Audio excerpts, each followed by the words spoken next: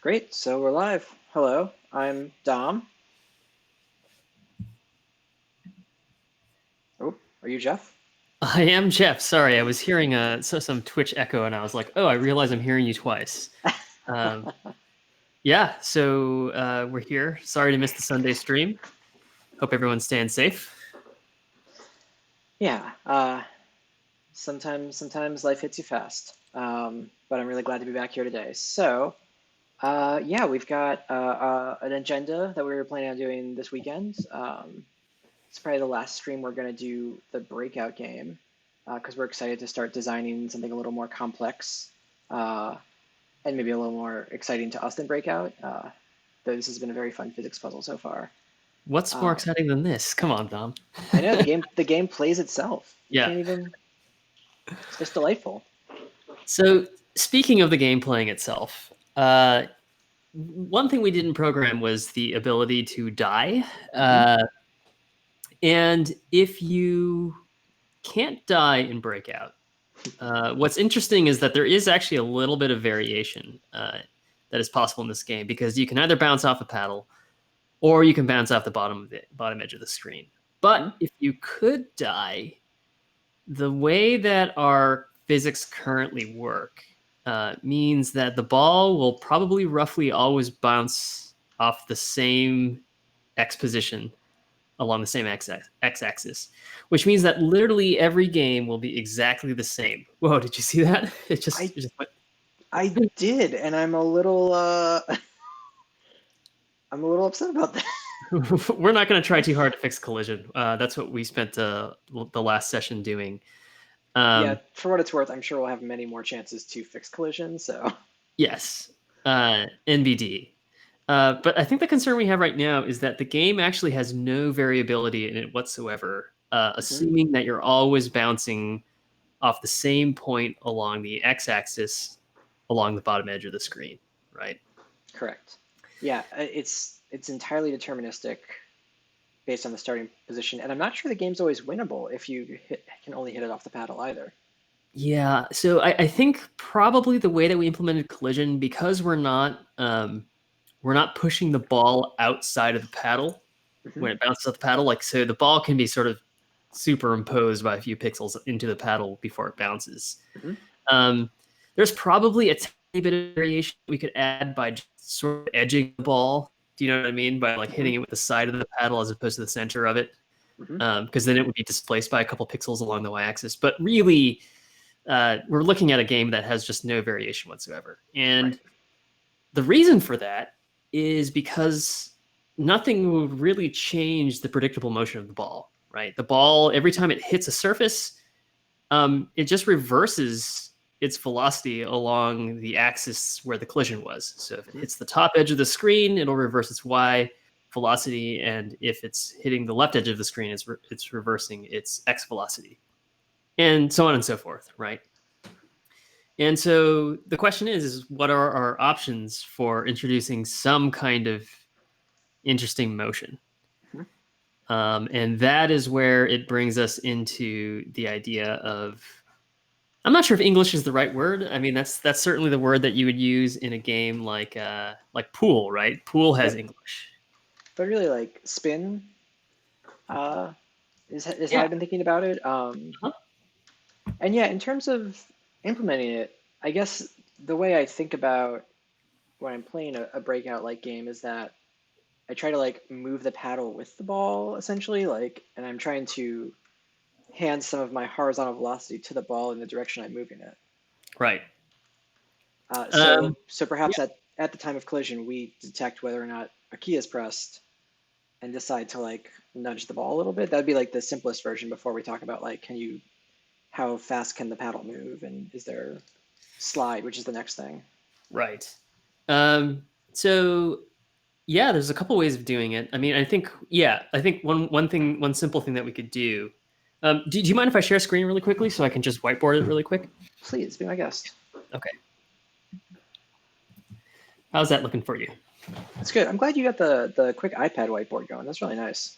Yeah, I quite like it. And then you've got an iPad over there as well with a pencil. I do. I'm now that I've got my home desk set up, I'm gonna be think I'll have it better just have an iPad set up here the whole time. Yeah. Yeah. But today it's So, like in a shelf somewhere. so the topic right now, doesn't help to draw black on black, right? English or spin? Okay, so the idea here is that we've got our paddle here, and we've got a ball that has just made contact with the paddle, right? Let's say it was going this way. And the paddle can either be standing completely still, or it could have some velocity along the x-axis. Arbitrarily speaking, we could say that it's going to the right, and so the x velocity of the ball and the x velocity of the paddle in this diagram have the same sign, right? But we could just as easily have a situation where we're going like this as well, right? So I think in terms of the actual physics of it, what we're talking about is like modifying the motion of the ball based on the motion of the paddle, right? And I think there are a couple different ways of interpreting what's happening there. One is that there is some non-zero amount of time where the ball is in contact with the paddle. And if the paddle is moving in this direction, it's going to, if there's any kind of friction here, it's going to impart a tiny bit of velocity in the same direction. This is just like probably what happens in real life, right? If you imagine two surfaces touching each other and the one underneath it is moving, friction is going to move the thing on the top just by a little bit, right? The other way that the motion of the paddle will affect the velocity of the ball is if somehow there's friction here, and what's actually happening is that the ball is actually being spun by the paddle, right? And so what that'll end up happening is you're going to basically add some spin to the ball like this. And what's the sort of principle? Like when you hit a tennis ball, right, and you give it some topspin. Like if this is a tennis net and you hit a ball with topspin like this, the ball is going to have a tendency to want to dive down like this. And similarly, if you hit a ball with a bunch of backspin like this, the ball is going to kind of float. It's going to float for longer than it normally would. Longer than it normally would be flying through the air, right? And that kind of maps to my intuition about these two cases where I would expect this to change the velocity, like give it a lower, and this would to be a higher. So this is backspin, and this is backspin. This is topspin. Yeah. Yeah. So I think the thing with like modeling spin in a physical way, it would just be kind of ridiculous, right? We'd have to come up with like air turbulence and all these other things that we'd have to worry about. So I actually think that the simpler way of doing this. Now there are some suggestions that you'll read about Breakout where it's just like wherever the ball happens to bounce on the paddle, will kind of confer or some degree of extra oomph, almost as if the paddle was curved. Like if you imagine that the paddle had this kind of shape, it would reflect differently depending on like what piece of the paddle it hit. But that has nothing. Yeah, go ahead. No, that's pretty cool. I mean, that I like that it, even if the curve is a much more subtle curve, it adds a nice random element to it that like takes us out of the purely deterministic.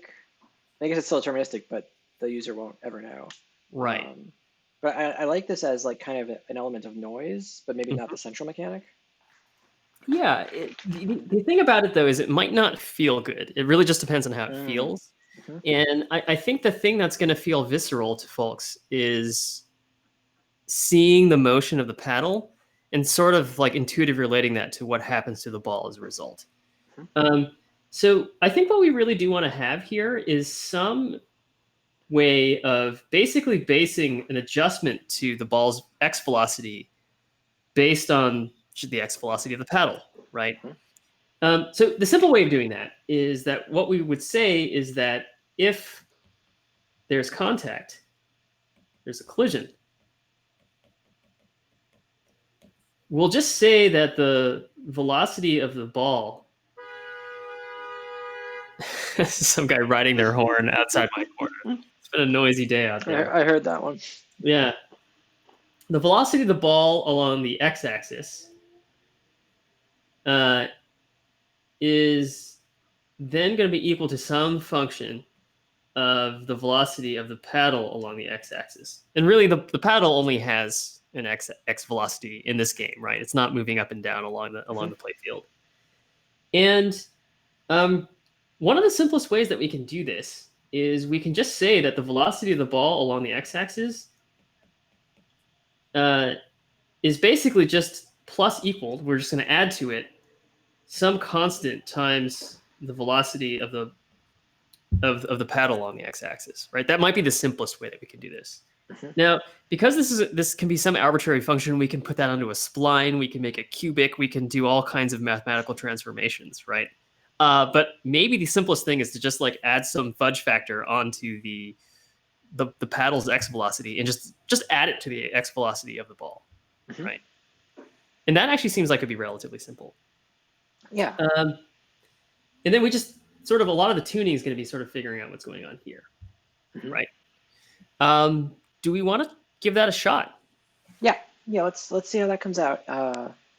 And yeah, I think how that feels will determine if we want to go deeper, if we want to deal with the curved paddle at all. Yeah, it sounds great. Okay, cool. Yeah. So why don't you go ahead and share screen now? I can switch it back to you. How do I restore control? There we go. Yep. All right. You got me now? Yep. Sweet. By the way, before I start coding, you got to check out this new keyboard I just got. What the hell is that? Wait, where'd you get that? Are you going to give a shout out to the manufacturer here? Like, give us the unboxing review. Shout out to the Keychron K1. It's the only wireless mechanical keyboard I found that has like Macintosh modifier keys. So it's got a command and an option in the right place without having to like use some weird kernel extension to flip the keys. Yeah. And it has such a sweet LED array. That is amazing. Anyway, I'm a hacker now. When I started my last job, I like really wanted a sweet mechanical keyboard, and it took me forever to find one that had the right Mac modifier keys. Because it matters, hard. Right? You need command in the right place. You're like, and then I started using it for like a day, and then I realized my wrists were totally used to the shitty like Mac keyboards, and I was like literally getting wrist pain from like this fancy keyboard. Yeah, so I sold it to a coworker at a discount, and am continuing to use a Magic keyboard. You know, just the Bluetooth crappy.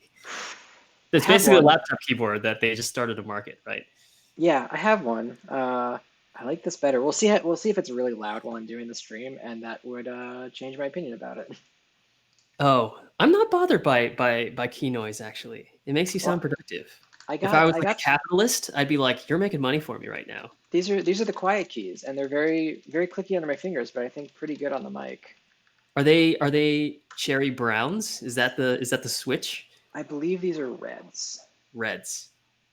I don't even know what that means, but it sounds. They could be browns. They're the quiet ones, so you might be right. Nice. I think I had blues. Blues are loud as hell. They're not as loud as the green ones, right? Oh, the green ones are like. I've never used a green one. Okay. I do have a DOS keyboard with like big blue keys over there, and I don't want it anymore. It's too much. I mean, I used to have like back. I think our first PC we got when I was like 9 years old, so that's like late 80s. But I remember having a series of keyboards where you could hear the spring in it, right? You could hear, and those were really satisfying. That's so good. Yeah, they were made of metal. Whew. Yeah. Boy, we've only gone downhill from there. Yeah. I will also say the new keyboard in this new MacBook is superb. Is it? Does that mean I have to get one now? Yeah, probably. I mean, follow your heart, but it feels like they didn't put a crappy keyboard in this time. Got it. While we're keyboard nerdy, this is great. This is great. Well, it's supposed to have like twice the vertical travel, right? Something like that. The computer is thicker, and it's for the keyboard, and I'm fine with that. It was the right choice in the first place. Okay. spin, English. So let's see. So we have this constant paddle speed. Yeah. Um, and yeah, we just have like it's a constant application of left and right, and it only moves at a fixed speed, and that's Yep. fine for now. Yep. So I guess yeah, the simplest version of what we're talking about is if there's a collision and there's a key down left or right, we can guess the paddle speed if we have that collision because we know it's either like 7 or -7. Right. Well, we know the paddle speed, right?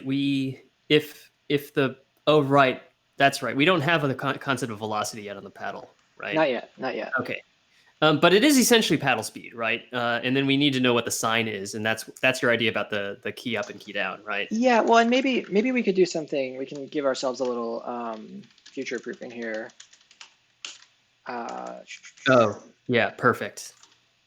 equals paddle speed and paddle velocity equals negative paddle speed. Yeah, I So like it. hold on to that just so we can like think about it later. And then we won't be doing any weird like key down checks because this will always be set if you're holding a key. And actually, if it collides while you're not holding a key, it won't do anything. Exactly. And then you can factor out 126 and 129, right? You can just stick that on a line that's after that. Oh, you're totally right. Yeah. Yeah. Nice. And then we can actually start like incrementing the velocity and thinking about that if we want to as well. Yeah. I mean, we're I mean, probably people can see this in the code already, but we're sort of fast approaching the point where we could start to generalize acceleration and velocity for both the ball and the paddle if we wanted to, right? We could sort of like factor that into a separate component. Yeah. Yeah. Okay, cool. So let's see. Here's our bounce off the paddle. We detect the ball collision. If it hits the top of the paddle, we reverse the y velocity. Yep. Now, let's see. Ball. So we need to keep track of the constant Vx and Vy we're going to change. And they're already let, so that's nice. Should we have like maybe a base, like a starting Vx and Vy in case we need to reset it? Yeah, that was something that I was sort of thinking about in the back of my mind. Maybe to spoil the punchline a little bit. If we are adding some fudge factor to the ball's x velocity, the energy of the ball is going to change, right? And that's what I was thinking, because we can't just give it change the x because the y velocity needs to also be affected, right? It really kind of depends on how we want to play it. I think it's actually okay if we just confer a change on we're basically adding an impulse along the x-axis, right? So I think in principle, the y velocity should just continue to be reversed the way it is. Okay. And yet at the same time, I think what you're getting at is like, eventually we want the ball to kind of restore back to its kind of steady state, speed along both axes. So what we want is like the square root of the square, or really just the square of the x velocity plus the square of the y velocity to eventually be the same number in the long run. So what that's going to mean is that like if you are moving the paddle in the same direction as the ball is going to speed up, right? Based on like the principle that we talked about before. And if you're moving the paddle against the direction of the ball is going to slow down. So we have kind of a couple ways that we can deal with that. Maybe we don't have to deal with it right now. We just want to see if we can apply the effect to it. But one way we could do that is if we wanted to maintain exactly the same constant speed of the ball, we could just do some squares and square roots and figure out what we want the y velocity to be as a result. And the idea there is that like essentially the actual speed of the ball will remain constant regardless. The other thing that we could do is, as the ball is traveling through the air and not hitting anything, we could gradually adjust its speed back to what it should be. I'm not sure which one's going to be better. Could we also like maybe like take like fractions of the speed off when you hit a brick, like, to give it like some absorption and some sort of like, I don't know. Or would we confer even more momentum to get that like fast bounce effect? That's a good question. In real life, the ball would lose a little bit of Just a touch, yeah. yeah. Although there's nothing real life about this, right? Because there's no gravity or anything. So it's hard to know what this would be like in real life. Yeah. But yeah. I mean, if this was vertical, for example, if the ball was like rolling along the ground and what we're looking at is an overhead view, then yes, the ball would totally lose some of its speed hitting the brick. But then the question is, what's going to speed the ball back up, right? Like, and so I'm actually less worried about the case where we add speed to the ball. Okay. I'm a little bit more worried if we take away speed from the ball. Like, what happens? Is it going to seem weird if the ball speeds up? We could try it and just see what it looks like, right? Yeah. Okay. So basically just right here where we've got our collision, we're going to say that ball Vx takes, I don't know, paddle velocity times something tiny. Yeah. We might not even see that, but I think I actually saw it a little bit there. I mean, let's see, I gotta keep going with the ball. And just speed it up over time. Yeah. Oh, you're really good at this. I've played a Breakout before, once or twice. I think it's a little too slow. Okay. Let's try that. Okay, that's got a little something to it. Uh-huh. It kind of feels, especially when you're going backwards, it really feels like putting some spin on it. Yeah.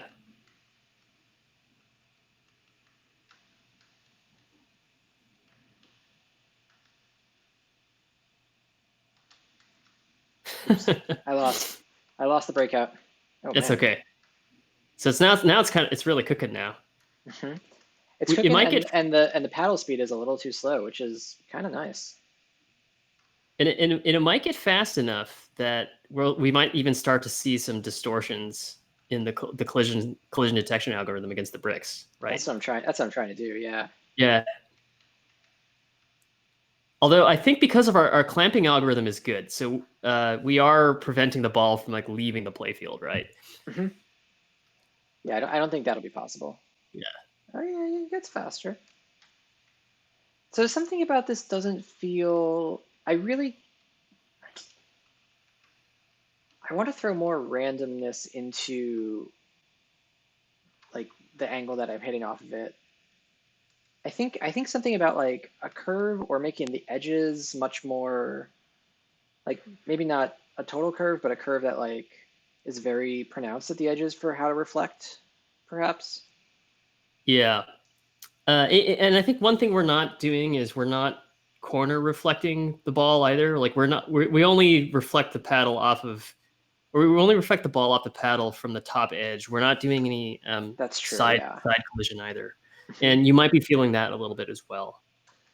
Yeah, but even a corner reflection would probably add more X versus like something that might change the. Yeah. Yeah. In like a corner reflection, it's like rimming the ball when you're playing ping pong, right? You'd expect something kind of chaotic to happen. Yeah. Yeah, now it's going real fast.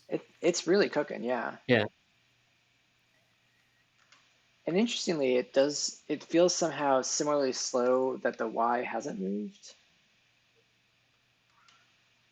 I'm just like I feel like I'm spending a lot of time waiting for the ball to get to the top of the screen now. Yeah. Though that's actually been a constant the whole time, and that hasn't changed at all. No, it hasn't. Yeah. The Y motion has been independent of the X motion, essentially. Yeah. Well, that's interesting. That's totally subjective. Oh man, how fast can I get this to go before I lose? Okay, well that's some English. That definitely is. So we're already observing the problem of kind of getting ourselves into a steady state that is not fun. Mm-hmm. So a couple choices, right? To recap what we were talking about before. One is to maybe slow the ball down over time. And also, the reverse of that is to speed it up over time if you're constantly like adding reverse spin onto the ball. Or we could try some fancy math and make sure that the speed of the ball is always constant and therefore adjust the y velocity by some weird factor. I actually have no idea what that would look like. I feel like that would result in something that was like bouncing back and forth significantly more times and taking a lot longer to get up to the top. Because this like right now it's already doing like 5 or 6 bounces, but if we reduce the y velocity to keep a constant speed, we'd lose something there, right? We would, but the thing is, you're not always hitting the ball. You're not always like hitting the ball with along with the motion of the paddle, right? Sometimes you're going to reverse that as well. That's true. That's true. And so that'll have the opposite effect. So let's see. So that would be. So you're saying that's something like square root of Vx. Sorry, no. This is Pythagorean theorem. It's Vx squared times Vy squared. It's a keyboard. Equals our constant velocity squared, and keeping that the same. Yeah, it is a plus. You had it right the first time. It was a plus? Okay. Yeah. Basic math, man. Come on, it's been a while. No, it's cool. So essentially picking a max speed, letting our paddle do the x work, and then modifying y to fit this equation. Correct. Yeah. Cool. Nice. And I have no idea how this would look. I kind of think this will be funky, but I'm morbidly curious how this will actually turn out. I think it's gonna be funky, but it's a pretty quick little algorithm. So let's do it. Yeah. Let's make a const max ball speed equals, I don't know. Let's actually, what is 16 plus 49? That is almost 8. It's almost 8. Okay. A tiny bit over 8, I think. Let's call it 8. Okay. So this means we actually will modify our ball's y speed a little bit right out the gate, but only a little. And let's see. So ball Vy equals. Wait, I gotta do math. Yes.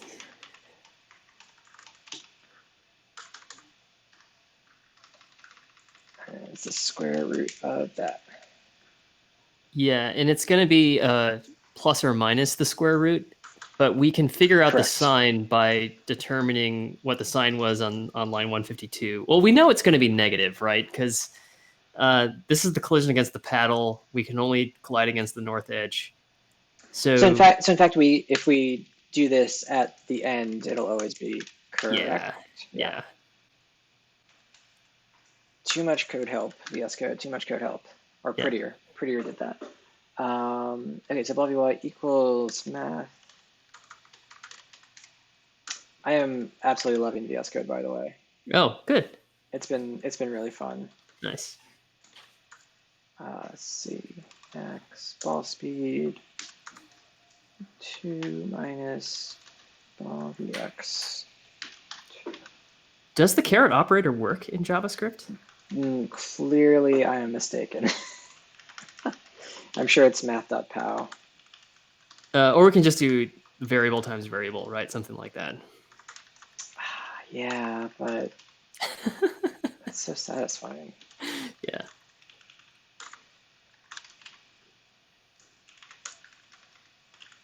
I bet math.pow allocates like 3 gigabytes of RAM in order to run. Yeah, it's got a left pad a whole array in there. It's fine. Yeah. Okay, so this should be. Oops. So line 153 is going to be ball Vy equals minus math.square root. I think that's what it is, and then we can get rid of line 155. Yeah. Absolutely. It's still definitely. Wait, why did it? Yeah. Okay, it still doesn't work. And why is that? Huh. What am I multiplying by 0 here? Max ball speed.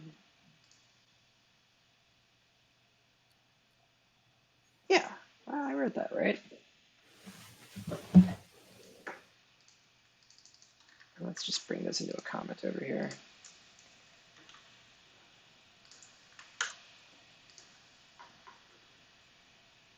That's weird. Okay. Do we want to maybe console log the VY? That looked pretty cool.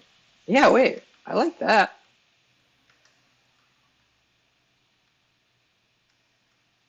So wait, was it not broken?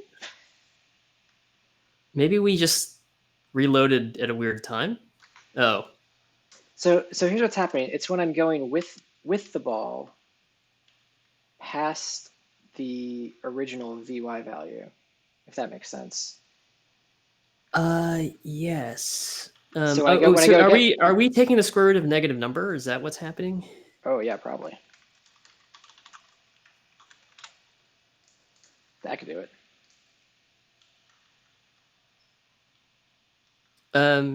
Wait. Well, it's just if the expression on line 156 becomes negative, I don't think that the absolute value that you added, it shouldn't change anything because you're squaring the number, so it should be fine. Oh, You can I square a see. negative number, that's fine. I'm just worried about the expression on the inside of the square root. Yeah. Oh, so is it? Is ball vy becoming like NaN or something like that, right? Like, Yeah. Is 8 the right answer here? I feel like it is. It is 16 plus 49. yeah, and 8 times 8 is 64, right? It's pretty close So to 8, but you that could just do feels. starting ball Vx squared plus starting ball Vy squared, square root of that if we wanted to do.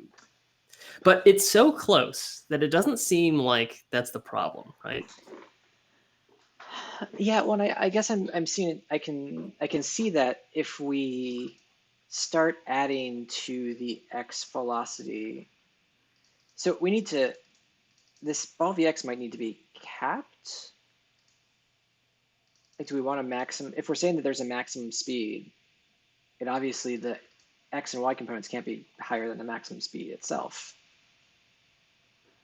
right? Yeah, that's right. So the ball Vx maybe needs to be at most some percentage of the maximum speed, right? Yeah. And maybe we could do that on. We could even do that on line one after 152. Like Mm-hmm. we would set like you can only make it go so fast, right? Mm-hmm. Yeah. And maybe it's like 80% of the max speed or something like Mm-hmm. that. Yeah, I like that. Yeah. Oops. But Whoa. what the hell? How do I do that? Oh, hang on. Is the times 1.5 just too much? Is that maybe the concern? Maybe math.max is doing the wrong thing here, though. Math.min is what we want, right? Well, it depends on if x is negative, this is always positive. Oh, So okay. So the absolute value of ball Vx should be math.min of 80% of the max ball speed and the absolute value of ball Vx. And we need to multiply that by the sign of ball Vx. Does that make sense? Yeah. Yeah. Is there a function for that? For sign? Yeah.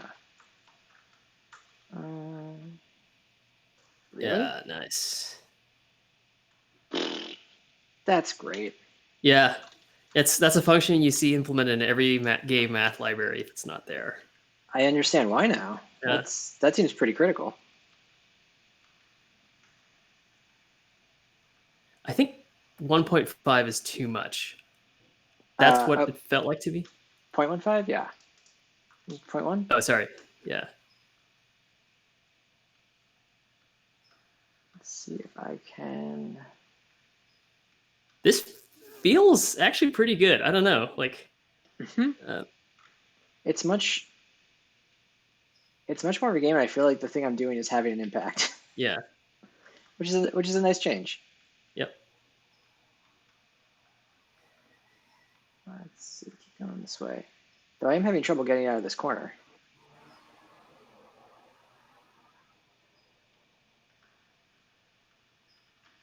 Yeah, I bet another way that we could do this is to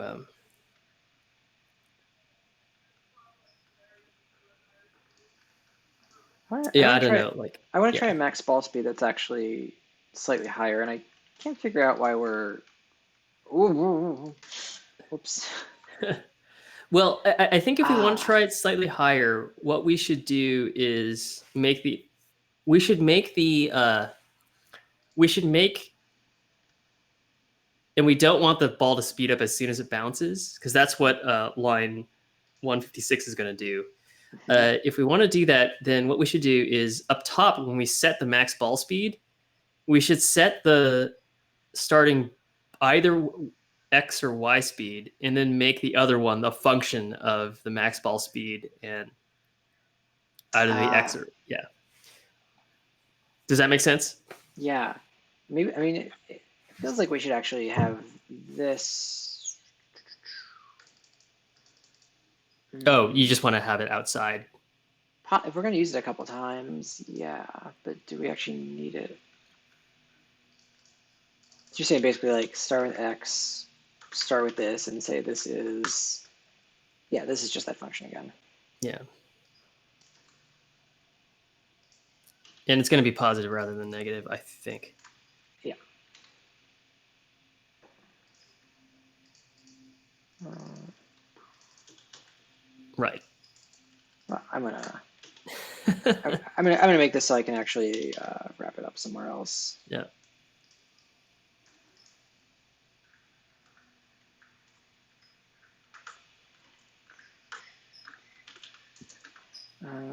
Const calc vy equals.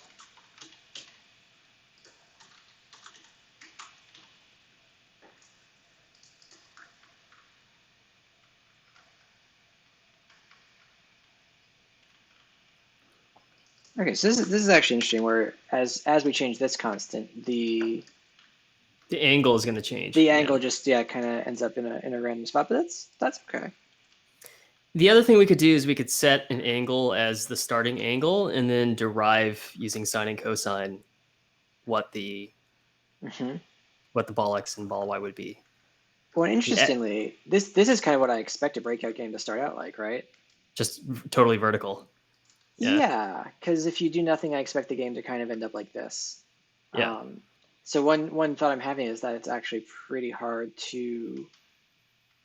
It doesn't feel like I can necessarily swing it enough. Yep. So that could be a result of one of two things. One is that that constant 0.15 was just better in the first place, Hmm. or we need to make the paddle go faster, right? Mm.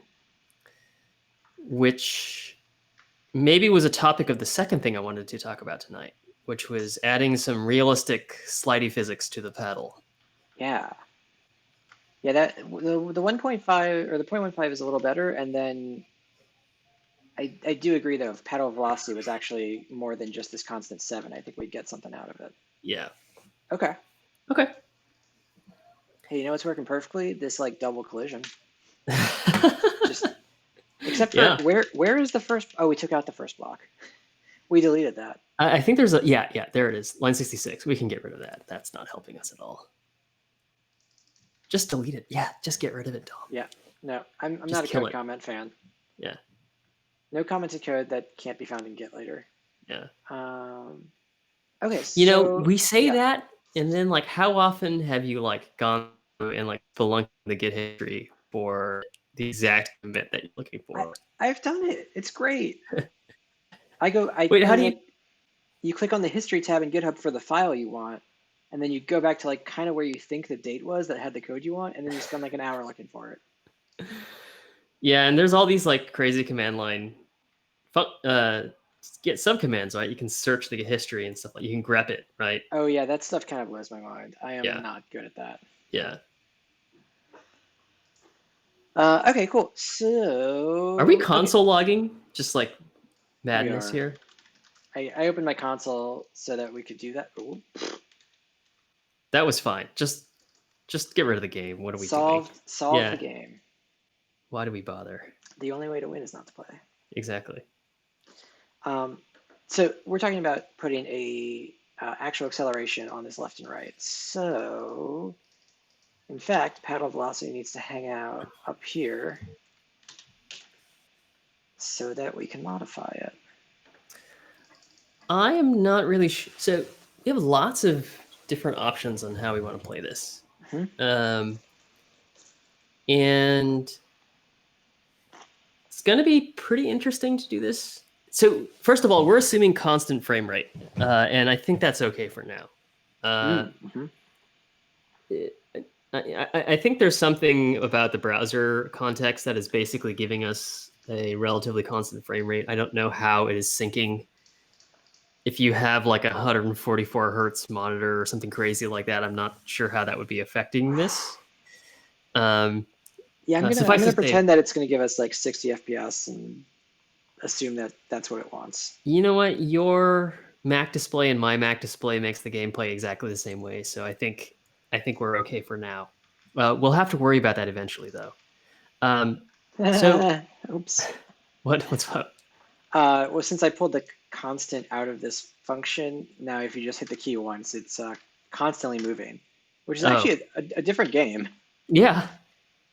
Um, One I don't hate. yeah. Is this how game development happens? It's just like I made a bug, but it's fine. uh, yeah. That and just like eating a shit ton of French fries at like 10:30 at night. Sounds pretty good. Yeah, it's great for like the first month of Game Crunch. Not that I'm far be it from me to promote exploitative labor practices, let alone inefficient ones. But the first month of crunch on a game is really fun. Yeah, Uh, I could believe that. I've done crunch on projects before. yeah, yeah. It's enjoyable for a The minute. camaraderie of being there late at night and the company orders some takeout food, Yeah. yeah. And then after that point, it's just a totally horrible death march. You, did you see that thing where someone at Naughty Dog might have like leaked their latest game story out of like retaliation for crunch? There's a lot of threads to pull there. Is that the actual? How do they know? Like, how do they know that? That's just I'm the not sure rumor. they. You know what? I didn't want the story to be spoiled, so I didn't read any of the leaks, Yeah, including if there was like a statement attached. But I think that's the current rumor. Yeah, yeah, which I don't know. yeah, Good on him. Stories are not sacred. Like if it gets spoiled for me, I'd survive. yeah. So I'm gonna say Yeah. just to sort of cap off the kind of English conversation Oh yes. that I'm not seeing as smooth a frame rate as you are seeing just because of the screen share, but I don't Hmm. hate what I'm seeing. What is slightly unsatisfying about it, but I don't want to fix it. Let me Hmm. preface that I don't think we should fix it, just for the sake of time. What's slightly unsatisfying about it is that when the ball is moving in the opposite direction as the paddle along the x-axis, I would expect the speed of the total speed of the ball, so on both axes, to go down a little bit, right? Because that's just what I think of when I do Mm. when you backspin a ping pong ball. You know what I mean? Hmm. Like it does slow down. Yeah. Um, Now that being said, if we do that, we're gonna have to solve the problem of speeding the ball back up over time. Uh, and maybe the way to do that is if the ball's speed, and this is just me spitballing here, if the ball's speed ends up being greater than its max speed, we would decelerate it over time. And if the ball's speed ends up being less than its max speed, because you did add some backspin to it, the ball would speed up over time.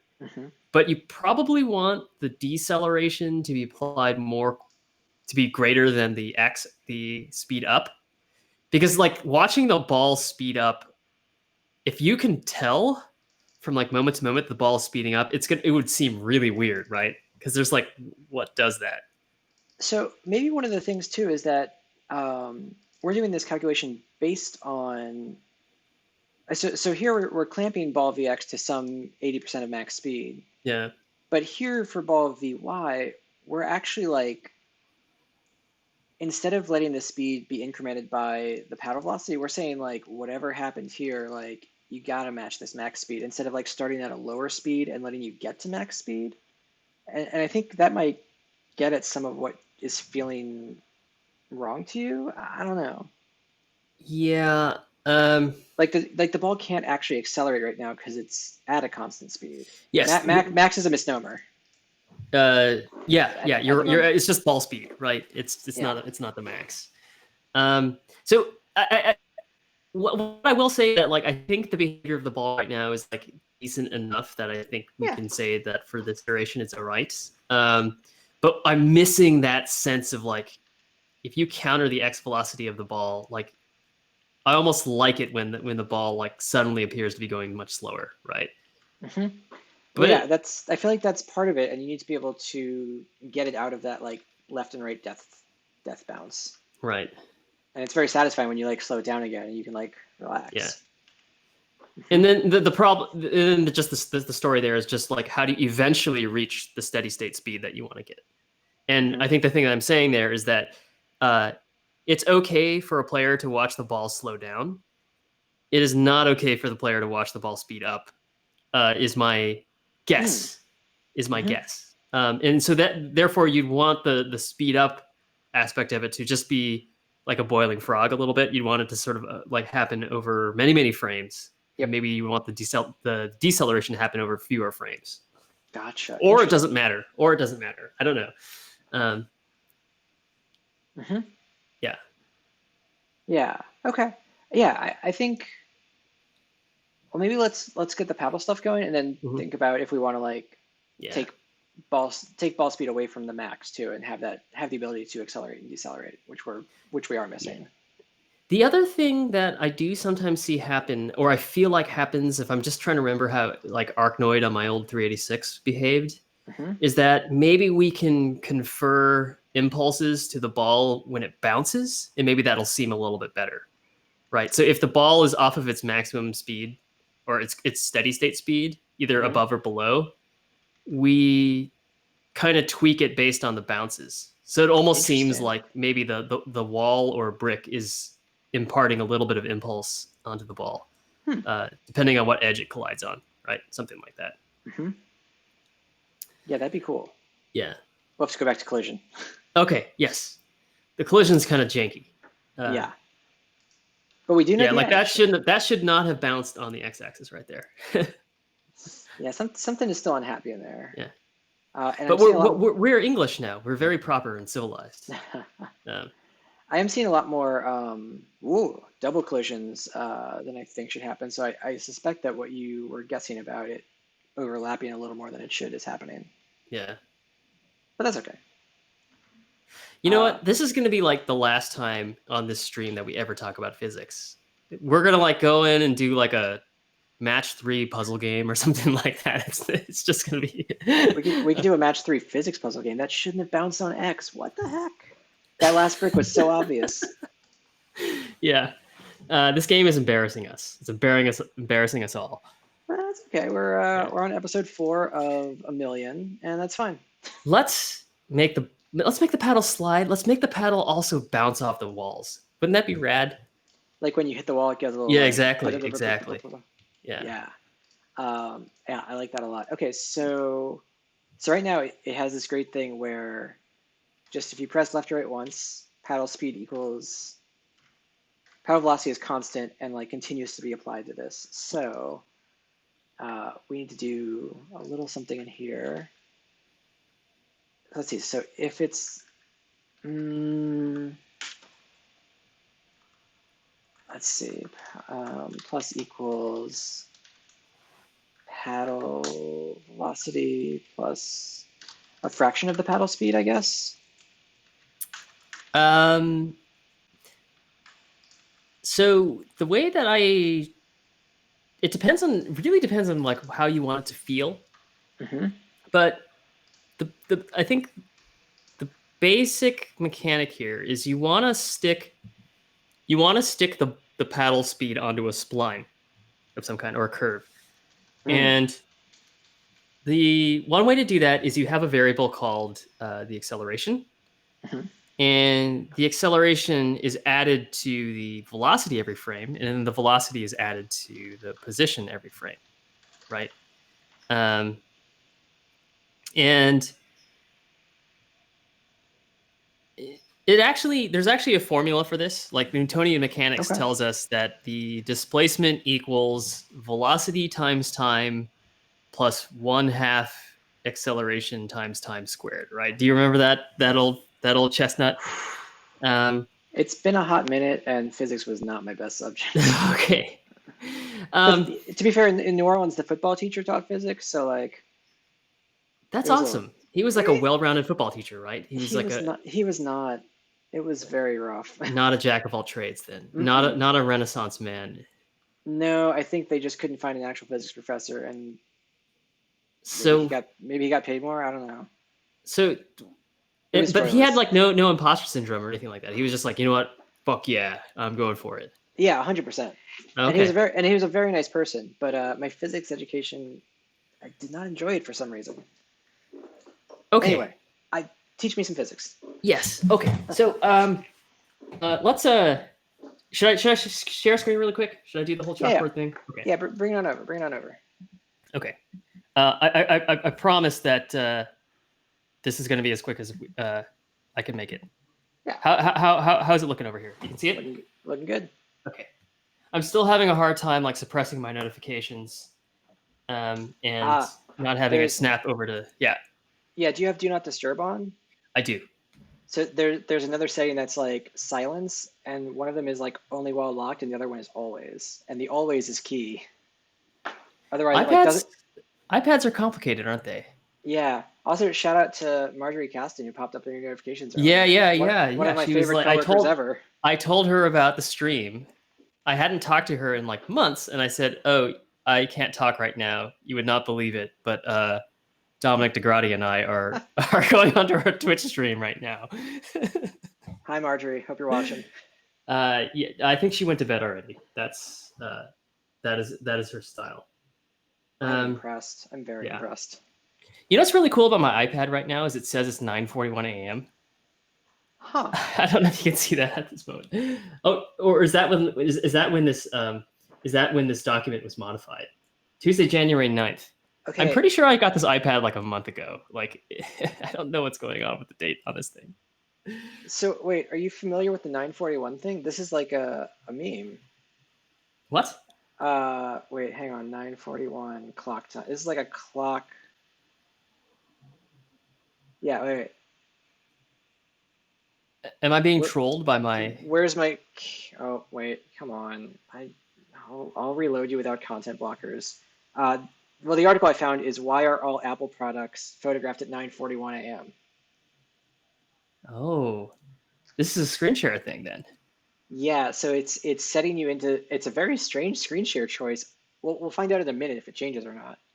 Um, but the iPhone was revealed with 9:41 on the clock, and it's because they baked a bunch of screenshots and had them ready to go when he got to the presentation at 9:41, like when they announced it the first time, and they've done it ever since. And I think it's like maybe a clock makers thing where it's like a pleasing time to look at or something. Oh, But you think that would there's like a depend on the strange font? history. Oh, Yeah, but yeah. wait, is it a clockmakers thing or is it Jobs? Or is it both? Did they like Both? psychopathically choose the presentation time to sort of match the pleasing graphics of the number 941? I think it was Steve Jobs revealed the iPhone 41 minutes into his presentation. And so that is their like demo mode time is always 9:41. Yeah. So yeah, So on that subject, real quick, yeah. I am not really a fanboy of Steve Jobs or Me any neither. kind of He like was a monster. or any rich titan of in our industry. Hmm. They can all go to hell. They can all Hmm. go to hell and die. But Yeah, fuck Elon Musk while we're at it. yeah. But I will say that the initial iPhone presentation, the reveal was incredible. Where he's like, "We're unveiling 3 new products today. It's like the best iPod ever, an exciting mobile phone, and an exciting portable internet device." Hmm. Uh, and he kind of did it where he was like, "Oh, well, we're gonna like actually present 3 separate things," and it ended up being the same thing, and people went crazy. It was good. It was good. And like Also, it was like a really obvious trick, but like I was still like, whoa, three things. What the I hell, was man? I was along with it. I Yeah. was along with it. So congratulations, Steve Jobs, for excellent presentation skills. Yeah. But it's Hope you why enjoy the temperature in hell. it's very Yeah. wild this is happening. I don't know what's up with this Tuesday, January 9th thing. Like, have you only had an iPad for 9 days? No, we've been doing this for like 3 weeks. Yeah. I might just have the time set weirdly, although it has been 9:41 for the last 10 minutes. We've been talking about this for Yeah. quite some time. Wait, is this the day that they revealed the iPhone too? Probably. It was in January. All right, let's talk about physics. Okay, wait, one more thing. Wait. This UX just all right. makes me think your iPad is broken. Done. That's all. Yeah, it's not a good feeling, right? Like I don't No. care if Steve Jobs loved this number, Yeah. whatever. It makes it look really broken. Yeah. In conclusion, Okay, I'm done. fuck Steve Jobs. Yeah, yeah. Okay, so let's talk about physics real quick. So a lot of times the way that we do this is we just say that you have some acceleration, and then your like velocity 1 equals the velocity from the previous frame, velocity 0 plus whatever your acceleration is. These are all vectors. I like drawing these little hats on my letters. It makes them look cute. But the idea there is that they are two-dimensional vectors, so they actually have x and y components. Right. Yeah. So the way that actually a lot of games that I wrote, the way that I would actually do this is that the position, which I believe in physics we call S for some silly reason, even though it stands for the word displacement, I'm going to use the letter P, which is its position. I think that's a little bit. P1 position equals. Yeah, not so. Yeah. Thank you. Yeah. You're with me. I am. Okay. V1 actually, because basically these happened in sequence. These two statements. Gotcha. That I think is technically wrong, right? Which one of these is, because we're doing this like we're doing request animation frame, so which one of these is like does acceleration need to be divided by like a time delta or something to make it not accelerate wildly? Yeah. So that's great. We have a constant. We're assuming constant frame rate right now, so that essentially our acceleration is like per frame rather than per second. If we decided that it's per second, then we could multiply it by some. We could sample the time from the last frame, sample it at the top of the frame, and then figure out like how much time it had That's what I'm used to doing for JavaScript animations. We might still want to do that.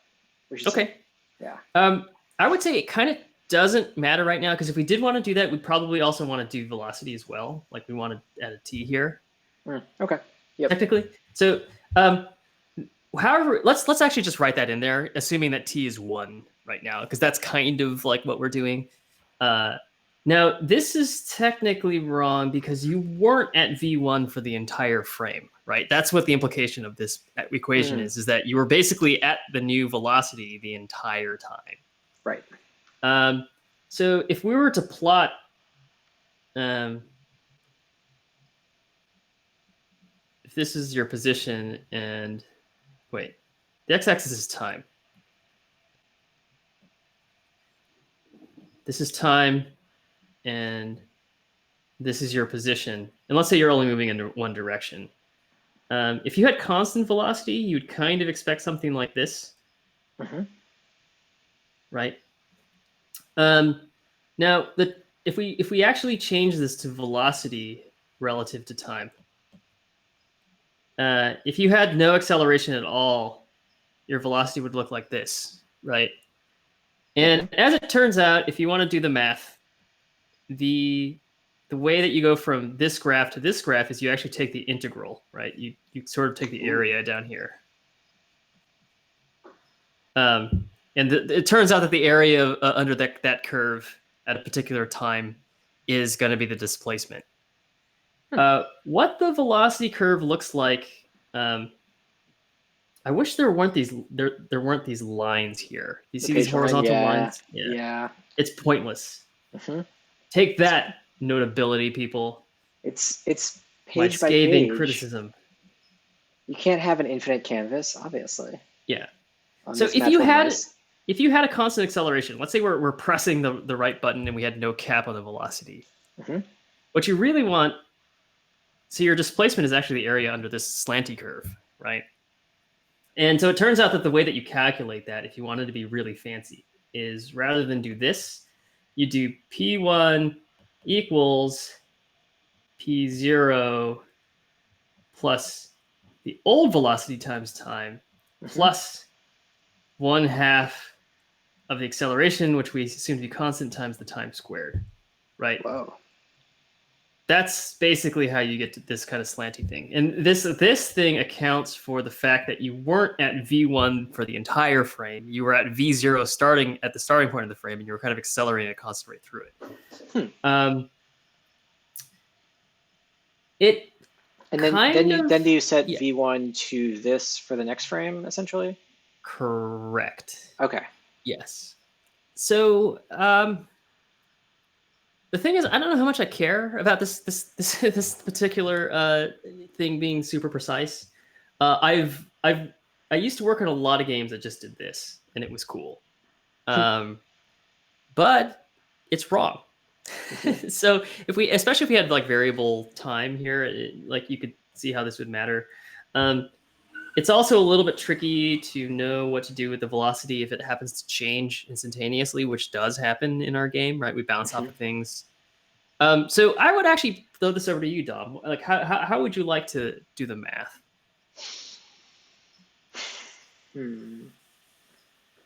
Oh, I need to draw more hats here. It's always more vectors. Yeah. Yeah. They're all vectors. It's this, right? That's the symbol. It's a little more. Yeah. A little more arrowy. Yeah, and if you want to get super fancy, sometimes they'll denote the derivatives with dots. So you'll do P dot 0. Whoa. It's 1/2 P. It's kind of not. I think the metaphor kind of falls apart here, but it'd be double dot.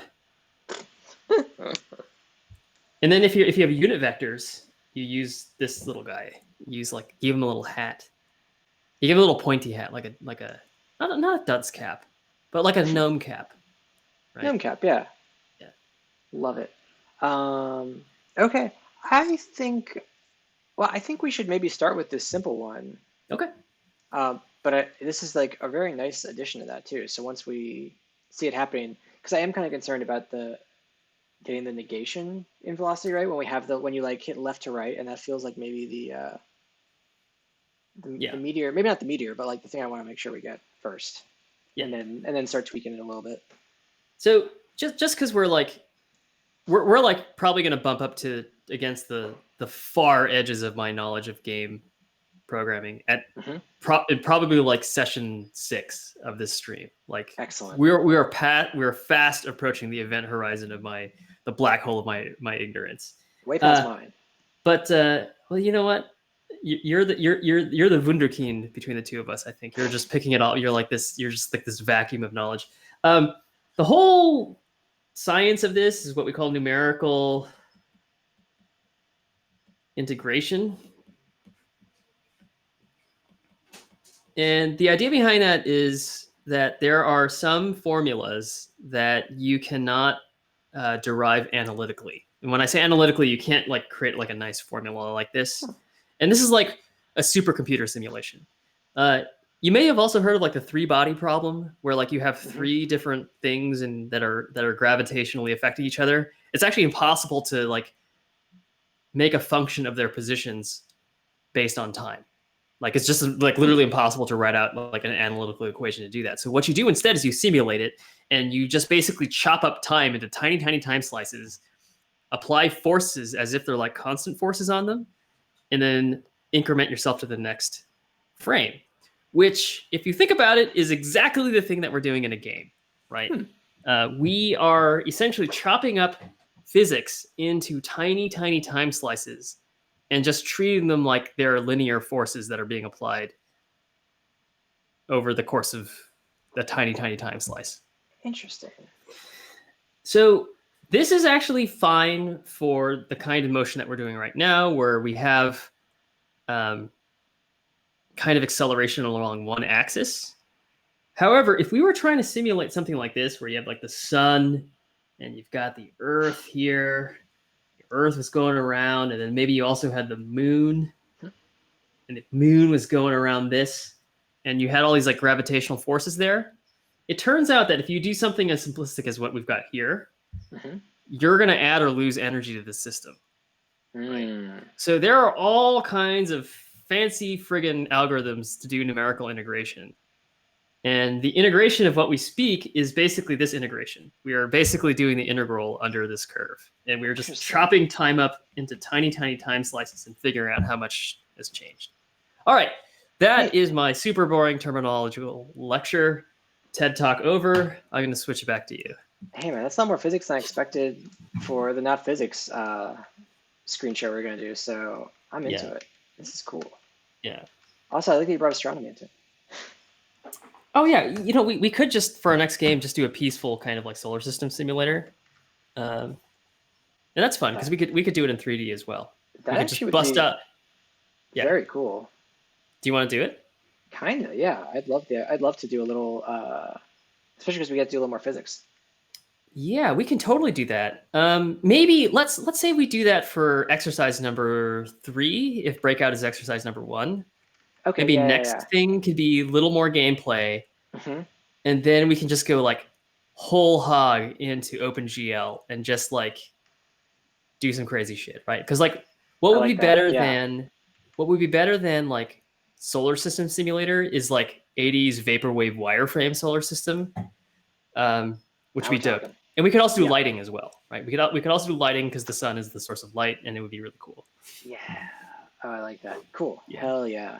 Ooh. I want to do some ray tracing, even though nothing can run that. That definitely won't work in this.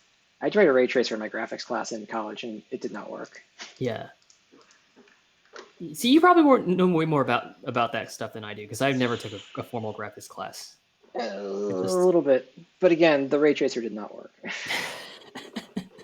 So yeah, it was only a moderate success. Yeah. Okay, so man, those X collisions are just horrible right now. We just see these extraneous X axis bounces. It's like heavily into this. I know, I keep seeing it. Yeah, it's exposing us. We're frauds. Yeah, it's pretty rough. Yeah. That one maybe was a corner hit, but the rest of them sure were. Yeah. I don't know. Maybe we're just hitting a lot of corners, man. Who knows? Yeah. Okay. To think that we're doing the math better than a computer. Hubris. Just throw this into Unity physics simulation and call it a day. All right. It may come to that, but we're trying to do things ourselves. This is all handcrafted artisanal physics right now. I do not want to do that. I don't trust those people to do their physics right. Yeah. When we could do it ourselves. What do they know? Okay, so we're going to have an acceleration. We can set that as a constant somewhere, or we can just hard code it into the formula. That's right. So the acceleration is actually like always happening. Or sorry, The acceleration is applied when we press the button. Yeah, the same amount when the button is pressed. Yeah. Yes. And potentially it is the same as our deceleration. Like when you release the button, do we taper it off with the same constant, or actually we probably taper it off. We probably taper it off much faster because otherwise it would decelerate for as long as you had held the button down, which is kind of weird. Yeah, I think the thing we're talking about there is friction, right? Like we want to have some kind of deceleration against the motion of, but the friction maybe we should only apply if no button is being pressed, right? Yeah, and I think it's not the same constant. So yeah. Right. Let's see, now the paddle doesn't move. So if we're right, we're gonna take. Let's see. You were saying, yeah. Touch my face safely in the COVID era. Man, see, everything is sanitary in the house. Everything's been washed and double washed. I think I've touched my face like no less than 2,000 times during the course of this stream so far. Yeah, when I'm home, I don't care. I went to Berkeley Bowl today. I'm great. Touch no face. How was Berkeley Bowl? There's no line at 12:15. You know, I went to Trader Joe's at like 1:30 after lunch like a week ago, and it was great. That's Trader Joe's people were like chipper as usual. I felt kind of bad actually. I was like, I dude, every time I go to Trader Joe's, I feel like they're like maybe dying inside a little. I'm just like, you can't be this happy in the middle of a pandemic. Like, please, just like let me, blink twice if you're okay. yeah. Because they are always so happy, and it's really like they can have feelings too. But Berkeley Bowl is fine. They put up Okay. they put up blast shields between the cashiers and the actual humans. Yes. That's their answer. Yes. It's a good answer. Now, 99 Ranch has none of that. Like when I go to 99 Ranch, it's like they're not wiping down the carts when you pick them up. There's like Cool. nobody there. Someday I will go there, but I haven't like ran out of food yet. Yeah, I'm a fan. I think I solved it. I solved my coronavirus problems the same way that the states that are reopening themselves do, which is to not think about it. That's the answer. Just model yourself after the good old state of Georgia. Yeah. All right. So let's see. Paddle velocity is starting at 0, and let's see. We're actually applying. Oh, sorry. So the velocity is growing by the acceleration with every frame. Yes. And we'll do that. And then there's going to be an else that will be empty there, and the else will represent. There we go. It's a little floaty. Yeah. And sorry, yeah, you were saying that else. This will be the friction, yeah. So let's see. Equals paddle velocity times 1 times some slowdown constant, right? Something like that. That's great. Or Whoa. just be it'll be paddle velocity plus equals. I think we're going to be adding to the velocity, or we could do plus equals. And I think what we want.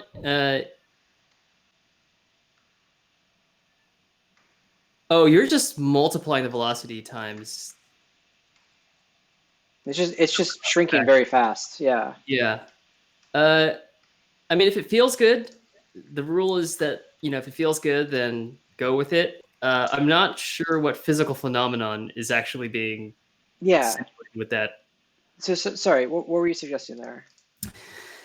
If we wanted to do like a constant deceleration, the way that it would probably work is that the paddle velocity would be paddle velocity plus equals. Plus equals would be just the assignment operator right there. Yep. We do -1 times the math.sign of paddle velocity. And then instead of -1, it would be minus something less than 1, negative 0.14. And it'll just be, this is essentially the deceleration factor, right? Okay. Ah, yeah. So I'm actually a fan of making that number the absolute value of that number quite small to make it almost like slidey in terms of like an air hockey paddle or something like that. Okay, so like really. Oh yeah. So then I think the thing that I want to handle somehow is when if you're going right and the velocity is negative, but you're suddenly applying this positive force, like I want to apply a stronger positive force, right? We want to let you shift faster. Yes. So now you're getting into this, like very much the art of these kinds of things. You know how there are games where like you jump, but if you're holding down the jump button, you jump higher, kind of thing. There's all kinds of cheaty physics that like get involved in that sort of thing. Because like while you're jumping, you're supposed to be under the influence of gravity because you want the character to appear to be slowing down as it's moving upwards, right? But at the same time, you don't necessarily want that if you want the character to jump higher. So, yeah, the stuff that you're kind of like doing right now. Ooh, you have like the instantaneous change, which may be actually a little bit weird, right? Oh, I just implemented the dumbest case I could think as the naive version because like it's definitely too much, but I wanted to get my signs right. Yeah. But you were saying about it's kind of like how is it like jumping, holding it longer? Like it's if you've held this longer in one direction, do we want to like make it slightly harder to get back? Is that a punishment? Yeah, it really kind of depends. So one way that you could do this is you could say that if the sign. Oh, by the way, on line 131, I think one way to express that is you could just say if paddle velocity is less than 0, something like that, right? Yes, and that make it. You got me all over this math.sign thing. No, I feel you. You could just say paddle velocity plus equals paddle acceleration times 2, or you could just like, you could sort of like maybe base them off of each other. Yep. And that might be a good starting point. Even that is really just doing it twice. So let's see if you get double. Double control is not bad. Yeah. And I would say probably the disadvantage of what you will observe here is that there's going to be a discontinuity feeling wise as soon as the velocity ends up going the direction that you want, right? Because it's gonna almost feel like you lose force as soon as you've reversed the paddle, right? Right. So it really kind of depends on how it feels, right? Again, like the feeling rules everything, but the principle of it is that it seems like you're going to feel like you'll lose force as soon as the velocity stops moving opposite the direction that you're accelerating, right? Yeah. So I wanted to experiment with turning up the acceleration and then keeping us to just this double. Which feels pretty good. I think I kind of like that. I think the slowdown might be a little. Oops. Oh, I was going to say turn it way down. I wanted to see it kind of like. I mean, it does. Okay, yeah. So now the game's like hard, right? it got harder, yeah. Yeah. Boop. Yeah. Oh, you know what? I think we should do too is when you hit the edge, like I can do this, and I'm going left this whole way, and I have to hold the right key for a long time to get back. Oh yeah, so we definitely need to implement what I think bounce. I think we should bounce off the sides. The paddle bounces, it'll be very cool, right? Let's do that. Yeah. This is fun. Yeah. This is actually a lot more fun than it was when we started, so I'm happy.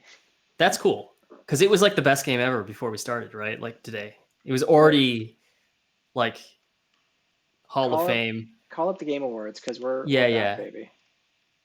Basically, it's like Breath of the Wild 1,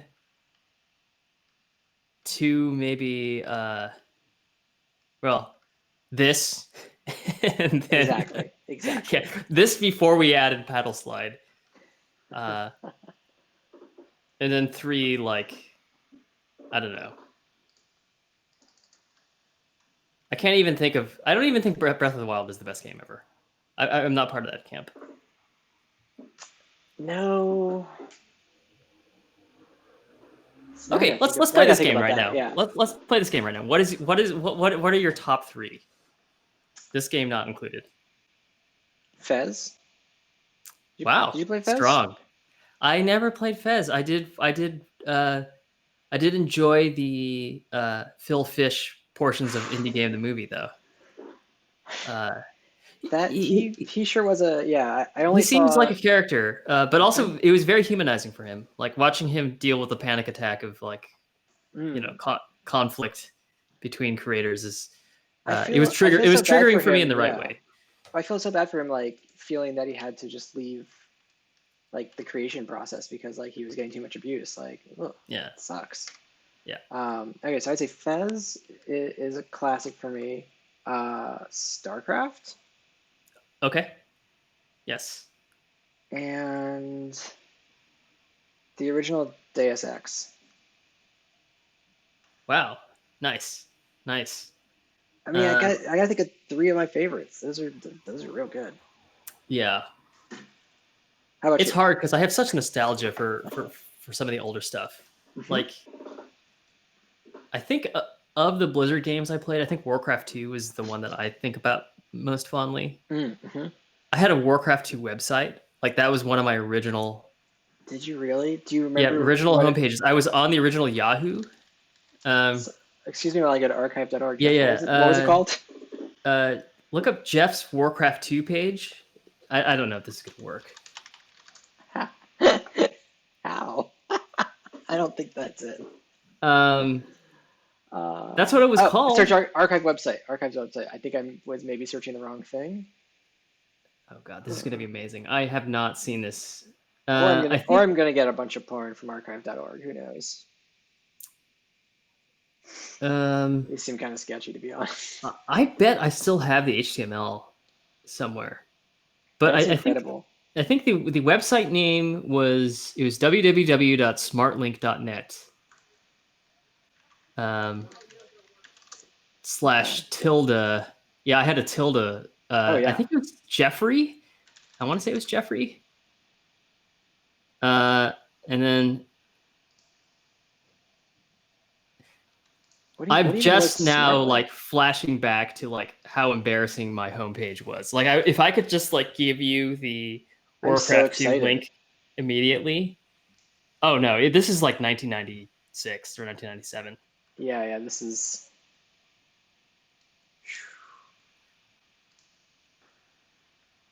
Also, what were you just Jeffrey? Nothing else? That's kind of. Oh yes. No Can, way. can we not click around on this? It's like No. We gonna got be it. fatally embarrassing to me. Um. There might literally be like politically incorrect things in here. Like I may actually use like Ah. slurs and things because Okay. that was Well, the era. yeah, Um, fair enough. In the 90s, we all didn't know what was happening. yes. I'll save you the potential cancellation though, No, you because know what? But my Warcraft 2 page was dope, and I want to find it. so that's number one. I had PUDs. That's the name of the level file, Oh and I would yeah, just you could download my levels. that's Um, amazing. I think I might have also had a page that told you the cheat codes for Warcraft 2. Because like, the information just wasn't abundant. I was actually a purveyor of useful facts at one point in my life. Okay, so Warcraft 2, Mm-hmm. some Squaresoft Final Fantasy or Chrono Trigger thing from the Super Nintendo era. I mean, you got pick one because it says a lot. So it is the American Final Fantasy 2, the one Ooh, where they go to the moon. I thought you were gonna say three. And that's the Japanese 6, right? Yeah, where they like blow up the planet in the end. That one's good. I think Two, I've never played two, which was four. Yes. I've never Here's the played thing that. about 6. Let's just use the modern parlance to not confuse the millennials. I'm gonna just use the term millennials for anyone like under 22 years old, just because that feels like the appropriate way to use that term Jeff, now. I'm pretty sure you're a millennial. Yes. I'm gonna turn 40 in a few months, and but I need something to like own the young people. Do you know what I mean? Yeah, drink bleach to own the young people is the current political discourse we're at. I've literally got like a jug of bleach right to my right, because like early on in the pandemic, early on in shelter, Not on stream. like, yeah, okay. Tide Pod Challenge happens on TikTok with the millennials. Yeah, okay.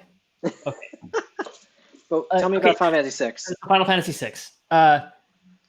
Amazing technologically, Hmm. amazing storytelling. It doesn't have a main character. No, I like that part. It was great. So that's actually cool. Like if you sort of like if I were to play those games again, I would really be like into that. Because you could just ditch the first character as soon as you have a big enough party, and it's fine. Yes. But well, what's funny is that the main character for Final Fantasy IV is pretty milk toast. Mm. He's got this kind of like redemption story arc. Anyways, my number 3 game is God. I don't have to go back that far in time, do I? I don't know. Hmm. I would almost say Witcher 3, just because that's like the game from this generation that I really really liked. But It's pretty good. it's pretty good. It's pretty good. But it's not like I played it 10 times in a row, which I have done with for some video games, right? I think it's just a matter of age, right? Yeah. Speaking of, have you played Control yet? Because I think you would like it. I haven't actually.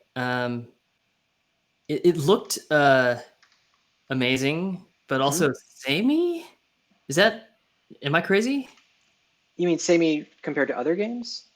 Samey over time. It seemed. I don't know. I watched somebody like speedrun it, and I was like, I think I kind of get what this game is about. Is You this? definitely you spend a lot of time in a architecturally hostile building. You spend the Yeah. entire time in an architecturally hostile building that looks a lot like that, but it just did a really good job of like dragging me into it. Okay. I'll play Control. I've been looking You for a game. I've been you would thinking really about. like it. I've been thinking about picking up Final Fantasy VII Remake. I really Um, like that. are you It's playing it fun. right now? It's so fun, yeah. Okay. Um, but I confess I watched a bit of it on YouTube, and the voice acting kind of got to me. It's weird. I mean, it's strange because those characters shouldn't have voices in my head, and now that they do, I'm just like, what's happening? Yeah, and yeah, I don't know. I don't have Final Fantasy VII nostalgia. I played it, but I was Hmm. already too old and bitter. I was playing Warcraft 2 at the time. I was too busy updating my Warcraft 2 homepage. That's amazing. Yeah. Okay, that's really funny. No, I'll say this about Control, and then we can go back to bouncing. But it is like the best weird physics game I've ever played. Like Okay. the powers you get where you start tearing chunks out of walls and like flinging them at enemies while you fly through the air and like have to like dodge incoming rockets is just That like that does it's sound one of the pretty most, rad. yeah, it's like Yeah. one of the most fun like power fantasy things I've ever done. Like Okay. you feel like you're in charge of the world by the end. And I was like, this is good. Did you ever play Just Cause? One of them. Okay. It's kind of like that, but like I actually gave a shit about the characters too. Yeah, sure. Okay. That is a weakness of Just Cause. I'm not gonna. Yeah, But Just Cause does have the kind of like I have just picked up a minigun and it has infinite ammo just because why put just ammo on a cause. minigun? Yeah. Yeah. All right, well that was good. Should we make the paddle bounce? Is Let's do that it. okay? Yeah, bounce and not have infinite velocity in one direction. But maybe starting with that. Oh, infinite velocity. That's right. We don't ever cap it, do we? There should be a maximum speed, right? Well, it's not just maximum speed, but it's when you've hit the edge, and bouncing will fix this, but you're kind of you have to, yeah, you can put too much impulse in one direction and clamp, but Yeah. so yeah, so bounce solves all the problems actually. Okay. How would you think about approaching this? Because like what we can tell maybe when we've clamped, and then when we clamp, we could give it some opposite velocity real quick, and you'll still be holding a key, so it'll just Yeah. like badunk, badunk, badunk. We don't have to do like the gradual bouncing, but we just be like we fling you back a little bit.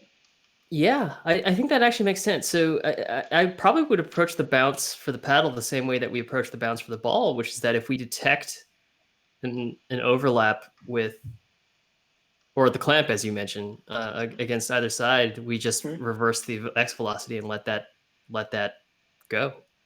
Oh, why not? That's Yep. that's gonna be very bouncy, but then we could actually choose to, yeah. Oh yeah, and if we wanted to, we could maybe multiply the x velocity by some negative number greater than -1, and whose absolute value is less than 1, and that would maybe make the walls a little springy feeling or spongy feeling.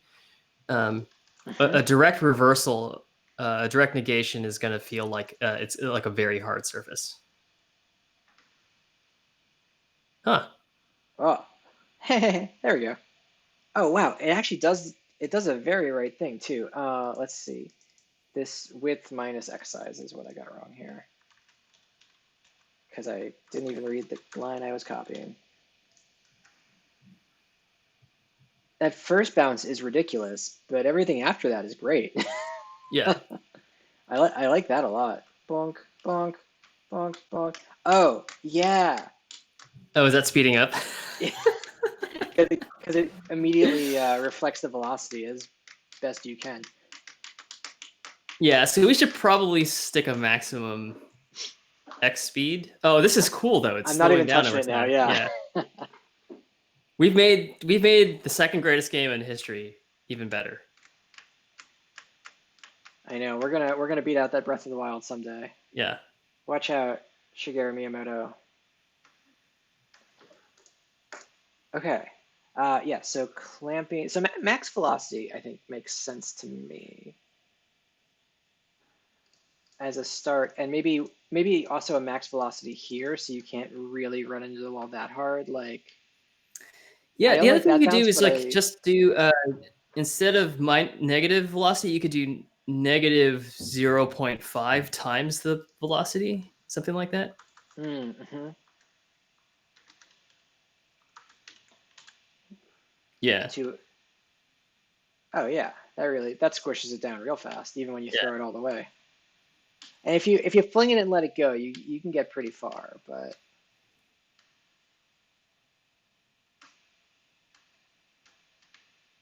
when you run into the wall, it feels really good. I'm thinking actually even more. Even more dampening. Yeah, because that just has a nice little like physical bounce to it, Yep. and then you can't. Yeah, I like that. Yeah, somewhere in the middle. It's nice once you have having this acceleration modeled in there like this makes it really nice when you can just be like stop the velocity, the force keeps getting applied. So Right. I want to kudos the modeling this as a bunch of physical forces definitely pays dividends. Yeah. Sweet. Well, that's easy, and that looks great. Yeah. I mean, reality is a nice thing to base a game off of because otherwise everything feels kind of arbitrary. Hmm. Um, Yeah, that feels better. cool. This is great. This is like we're kind of getting into what like game design is really about, is just like tweaking mathematical formulas exhaustingly and then resetting the game. That is like Right. essentially the life of a game programmer. Oh, I'm into it. And if it were like super efficient about what we do, we'd actually move some of the parameters into like a little like overlay slider system that shows up in the game itself, and we could just like tweak knobs around. I love building those. It's so fun, and it's so not what we're gonna do for this game. I love those so much that like I've built those systems more than I've built games. It's like I'm gonna make a Basically, really huh? sweet debug menu. Yeah, that was my last project for my interview for the last interview I did was like I started making an admin panel for all these things they were doing. I was just like, "Yep, this is fun. Don't worry about the product. Like, let me make some admin tools for you." Yeah. Love it. Okay, This sweet. is for the job that you are going to be starting soon. Yeah, yeah. Starting Monday, Ah, I'll be working on the Byte iOS app, and I am so stoked. nice. Yeah, that's gonna be hella fun. I do like Yeah. making admin panels, but I'm really excited to be doing iOS for Yeah. realsies in prod. Yeah, And also I have to go back to work Monday after like a 2 month break in the middle of the pandemic. So like the world is It'll be going good. to It'll be continue to really be. good. I'm very excited. I'm just like kind of not ready. I'm just like summer vacation just started, right? No. Yeah. I mean, it's Uh, not going to be good as this stream, nor will it be good as this game. Nothing's as But good as this game. It's impossible. yeah, No one has ever in the history of making video games come up with something this fun. yeah. Oh. All right. So Sound? we have English. We Huh? have sort of decent feeling physics on the paddle. Yeah, I look forward to you pulling this down and feeling it because it's nice. I'm watching it right now and I'm enjoying it. Oh, good. I'm worried that the experience is you're watching this panel like stutter around. Not so No. bad. Good. Yeah. Generally, when I play things with sort of constant acceleration physics like this, um, it feels a little too real for me. Mm. And I'm not sure what the solution to that is. I mean, sometimes I think the way that some systems do this is that when you hit the button, you actually apply a baseline impulse to the thing, so it like starts at a specific velocity. So it doesn't necessarily start at zero, That makes but sense. it still will That sounds kind of like accelerate. maybe an arcadey feel too, or while Yeah, the acceleration is below a certain threshold, you apply it like 3 times to get it started. yeah. And then you start all of these kinds of things. You start feeling um, like a crazy conspiracy theorist. Like you start like you have the kind of yarn board on the wall and like different portraits of different people. Like you start getting insane about like should it be a cubic curve rather than a quadratic curve, and like should I apply like should I connect a cubic curve to a quadratic curve at a certain point in the spline? Like it starts to get like very crazy, which is why again modeling reality keeps things simple because you start to not like become insane. Hmm. Did you ever record music before? Like, did you ever do any like mixing of music? Man, it's not my forte. I've done it. I've made at least two kind of bad LPs. Uh, You did? How do I not know about this? oh, I don't promote this fact. Well, we literally brought up my homepage, which is All like right. now going to completely ruin my political career because like people are going to like find my Twitch stream on YouTube Mm. because Let I'm me see if I putting can, it on fucking YouTube, and then let me see if I can find my MySpace page. You're right. You're right. um, look, we don't have to do anything that you're not comfortable with right now, No, but no, I want that's to hear your damn LPs yeah, off yeah, stream or on totally. stream. But so where I was going with that Yes. um, was that when you record music in the age of like wares and infinite piracy and like you can kind of just like get the software that you want and you have like infinite plugins Hmm. is the same thing as like designing games where you're basically a god when you make games, right? You're a wizard and you can do whatever you want. But the problem with like infinite capacity to change things is like you just quickly find yourself in analysis paralysis, right? Um, that's why deadlines might be good, is so that you don't do that until you become a skeleton. Well, yeah, and I like that that this is the last breakout stream because like we're kind of making some decisions that are like, well, what else? Yeah. And if we never touch this again, what do we want it to be? That's good. Should we have 15 minutes left in the stream? We We've should got our kill we should slidey. kill the player. Yeah. Yeah. Okay. So death was the last thing that we were looking at. All things end.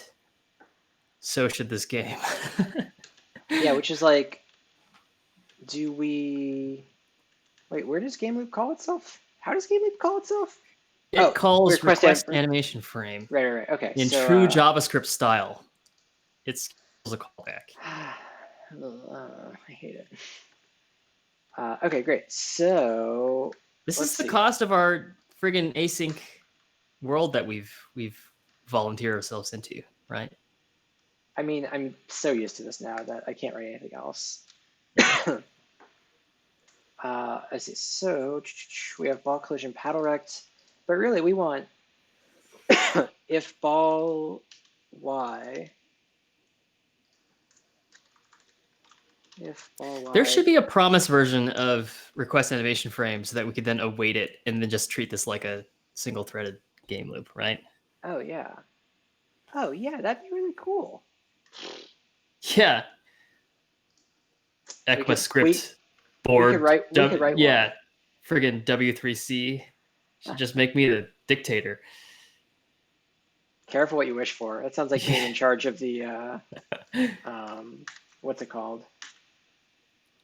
Unicode consortium. I feel like both of Oh, those have similar like, yes, you get to be in charge, but like at what cost? have you ever read a W3C spec before, like one of their RFCs? It's wild, yeah. Yeah, it's. Um, I think they all have law degrees. Like they're very, very careful about their language, right? Like They the word must, yeah. must. Yeah. Let's see, ball y minus ball radius. Plus ball radius, Yep, because we're increasing towards the south. dead. Killed it. Oh, that's death. I mean, To exit peacefully. really, it's still looping. Oh, it is. It's just returning early. Got it. Which, yeah, Um, so maybe actually request to animation frame should happen at the end? I Am I don't crazy? know. I don't think it matters. Okay. Um, We just need to not request it when the game is over, or stop moving the ball or something. Maybe what oh, I I see what you're saying. what I've done Yeah. is stupid and silly. Maybe I'll make a is the ball dead variable. No, I mean it's fine. I mean, like, how many lives do we want? The other thing that we could do is just reset the position of the ball and reset the grid. Is the other thing that we could do when you die. Is Yeah, that feels video gamey to me, I like right? that. Yep, I like that a lot. Okay, so, and I think I do want to do this at the end. Now that it doesn't matter that it has to Yeah. stop request animation frame. Reset upon death. And we'd probably want to reset the ball. We'd want to reset the Mhm. paddle, or unless you like the idea of the ball and the paddle retaining their old position, right? No, it's. I think it's very weird. Okay. Let's see. So paddle x equals this, which really should be a constant. Yeah, yeah, I like that. And then ball x and ball y. Yeah.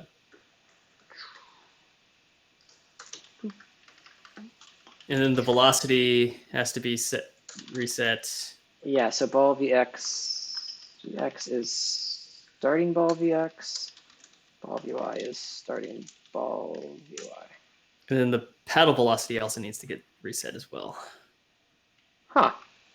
It probably does, doesn't it? Yeah.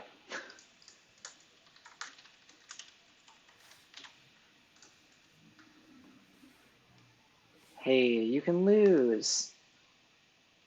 Just like in life. Yeah. All right, well, now you have to actually play the game.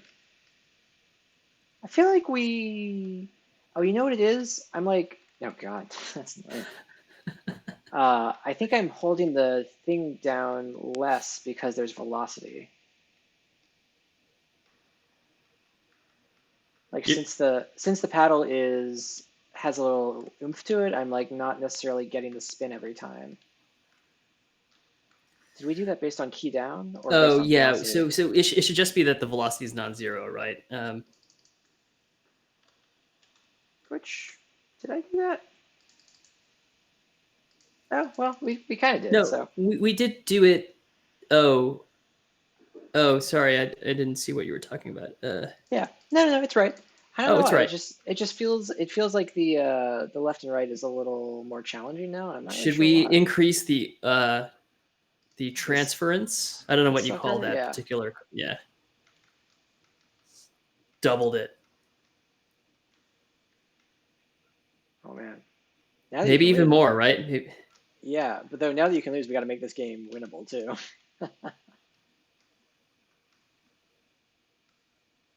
This actually feels pretty good besides our horrible bouncing on the bricks. Let's commit this to Git and never speak of the bouncing again. Yeah, It's very easy to lose this game now. yeah. Great. Yay, Just we did it. also just like in life, not only Yeah. can you lose, you probably will lose. It'll happen to you, yeah. Yeah. All right, nice. I'm gonna commit this to the Gits. Oh, Jeff, I have the best shell now. You know, I'm seeing that right now. So first of all, tell me what's going on. How does VS Code know what your shell is? Is it did they just literally implemented a whole terminal emulator in VS Code, right? They implemented a terminal, but the shell, there's a ch change shell command on your computer, and they ask the system what the system shell is. So my system shell has changed to fish. It's so funny. I just changed to Z shell because Catalina forced me to. It's a good shell. I begrudgingly adopted Z shell. I was a Z shell user, and my spouse convinced me that fish was worthy of my attention, and they were correct. Okay. It's delightful. So it's like, I found Z shell a little arcane in some configuration stuff, and fish is really excited about auto completions. And if I do it and man pages, so if I do like git tab, it starts giving me like the man options. Okay, so this is better than what I use right now. This is pretty good. And this is like, I haven't done anything. This is just fish took the git man page and auto does all this stuff for you. Yeah. And if I start typing like git fetch, or let's see, if I type like git, it color codes it red because it's like, that's not a command. Like, I don't know what you're doing. Oh, wow. Right. It's really cool.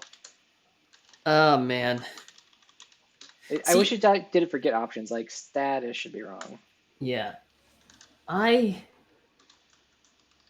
have like really wanted to. I really feel this imposter syndrome towards people that are just like awesome at command line and awesome at Vim, and yet every time I sit down and like try to like optimize my life, I feel ridiculous. I'm like, what am I doing? It's like me building the incredible debug menu for a game, only like 2 levels removed from that, right? Like it's even worse than that. It's like, I'm not even going to build my game or the admin or debug menu for the game. I'm going to like optimize the shit out of my shell experience, you know? Yeah. And you know, I was not always into it, but this one convinced me that I should give it a shot. Well, you know what? It looks awesome. And maybe if I'm changing to Z, I should just go to fish.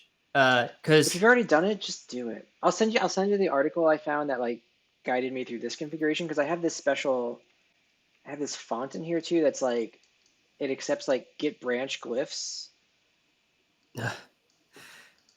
It's very good. So I'll tell you my Z shell story. I kind of didn't want to use any of like the super heavyweight frameworks. Like I was not using OhmyZ or anything like that. But my workplace happens to encourage the uses of NVM, as we've discussed. That is the node version manager. And anytime you load the RC or profile for that, it takes like 3 or 4 seconds. I don't know what the hell it's doing. It's got like 10,000 lines of shell script, and it is like determining the shit out of your node environment. It is just like really figuring some shit out. And so what that means is when you command T to open a new tab in iTerm or terminal or whatever, you're like literally sitting there for like 2 or 3 seconds waiting for it to happen. I hate that. Ugh. So I added this thing that said, okay, when I run one of the common node commands like node or npm or yarn or npx, that's when I want you to do that work, and not any time before that, right? Oh, that's very smart. Yeah. But so in order to do that, I needed to add a Z shell plugin manager. So it wasn't like the full like framework. It was just, I got this one called Antigen, right? And that alone adds like 1 second of latency when you load a tab. So I feel like I'm like damned if I do, damned if I don't, right? Well, let me throw out the biggest problem with fish shell. It doesn't use bash scripting syntax at all. at all. They made up their own. Okay. But if you don't like Bash scripting, it's fine. I hate it. don't actually, and Me yet neither. I've stuck with Bash this entire time out of the paranoia that like one day I'll be like on call and I'll have to like SSH into a server and I won't know what I'm doing anymore. That's literally my fear. Is that like I don't want to be spoiled by the pleasantries of fish and whatever. I don't want a cool glyph in my PS1. You know, I want to wallow in my sorrows as a Bash person. I'm here for the glyphs. It's amazing.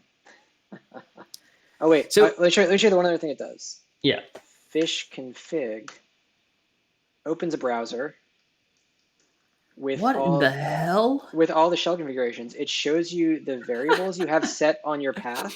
Yeah.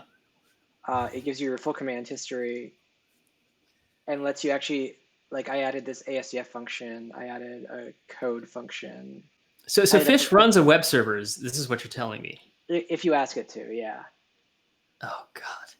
It's so there's like Fish D going on right now in your background. Is that what I guess so. I told VS Code to run it, and it's just keeping it going. So killed it. Man. Anyway, Magic. I like it. I like it. Yeah. But I agree. So, I'll never be able to run a server again after this. So next stream, Sunday night, 3 to 5 p.m. is going to be a brave new world for us. We're going to be leaving the confines of what do we want to say arguably the greatest game ever, or should we just not be humble there at all? There's no argument to be had. Okay. We're leaving the confines of the greatest game ever made into what will once again be a blank page. Quite terrifying. And I think we're going to we have now kind of trained ourselves on how to make a game. We kind of understand what a game loop is. We know how to process input. We know how to do physics, even if we don't want to do physics again. Yeah. All kinds of things. Breakout has been a nice education for us on first principles. But the goal of the next thing is to actually make something that maybe will be the durable thing that we'll make for the rest of the stream, or at least try an idea, right? Mm-hmm. I want to go a lot deeper into it and actually, mechanics and gameplay and yeah, and metagame as well. Can't forget the meta. And we want to do everything. We want to have cool graphics. We want to have music. Mm-hmm. We want a compelling storyline that will make you want to dress like the main characters. In this case, the main character is the main character the ball or the paddle?